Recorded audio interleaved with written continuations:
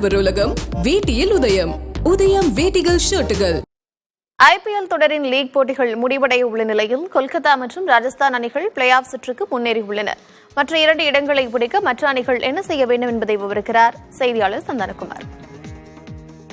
17வது IPL தொடரினுடைய league போட்டிகள் முடிவடைக்கின்றன.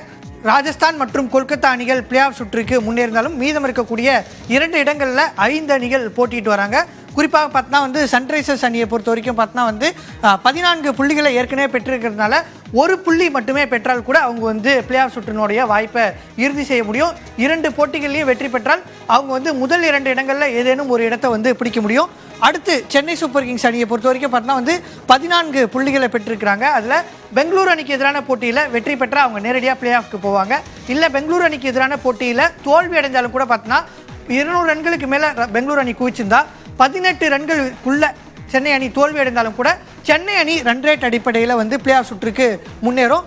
அதே போல் பெங்களூரு அணி பிளே ஆஃப் சுற்றுக்கு முன்னேறணும்னா சென்னை சூப்பர் கிங்ஸ் அணி எதிராக வெற்றி பெற்றால் மட்டும் போதாது, சென்னையை விட ரன் ரேட்டில் அதிகமாக போகணும். அப்படின்னா 200 ரன்களுக்கு மேலே பெங்களூர் ஃபஸ்ட்டு அடிச்சிருந்தாங்கன்னா சென்னையை 18க்கும் மேற்பட்ட ரன் வித்தியாசத்தில் ஜெயிக்கணும்.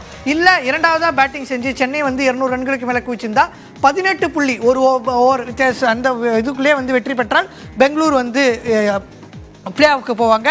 போட்டி மழை காரணமாக டை ஆகும் பட்சத்தில் இருவருக்குமே ஒவ்வொரு புள்ளி வழங்கப்படும். அப்படி வழங்கும் பட்சத்தில் சென்னை அணி பிளே ஆஃப் சுற்றுக்கு முன்னேறுவதற்கான வாய்ப்பு இருக்குது. அடுத்து பார்த்தோம் அப்படின்னா டெல்லி மற்றும் லக்னோ அணிகள் இருக்காங்க. அதே போல் பெங்களூரு சென்னை 2 அணிகளுமே பிளே ஆஃப்க்கு முன்னேறணும் அப்படின்னு பார்த்தோன்னா பெங்களூர் சென்னைக்கு எதிரான போட்டியில் வெற்றி பெறணும். அதே போன்று சன்ரைசர்ஸ் அவங்களுடைய 2 போட்டிகளையும் தோல்வியடையும் பட்சத்தில் சென்னை பெங்களூர் 2 பேருமே பிளே ஆஃப்க்கு முன்னேற முடியும். இது மட்டும் இல்லாமல் டெல்லி மற்றும் லக்னோ உள்ளே வரணும்னா சென்னை பெங்களூரு அணிக்கு எதிரான போட்டியில் வெற்றி பெறணும். அது மட்டும் இல்லாமல் சன்ரைசர்ஸ் அவங்களுக்கு இருக்கக்கூடிய 2 போட்டிகள்லையுமே ஒட்டுமொத்தமாக கிட்டத்தட்ட 196 ரன்கள் வித்தியாசத்தில் தோல்வி அடையும் பட்சத்தில் இந்த டெல்லி மற்றும் லக்னோ அணிகள் ரன் ரேட் அடிப்படையில் பிளே ஆஃப் சுற்றுக்கு முன்னேறுவதற்கான வாய்ப்பு இருக்குது. ஆடவர் உலகம் வேட்டியில் உதயம். உதயம் வேட்டிகள் ஷர்ட்டுகள்.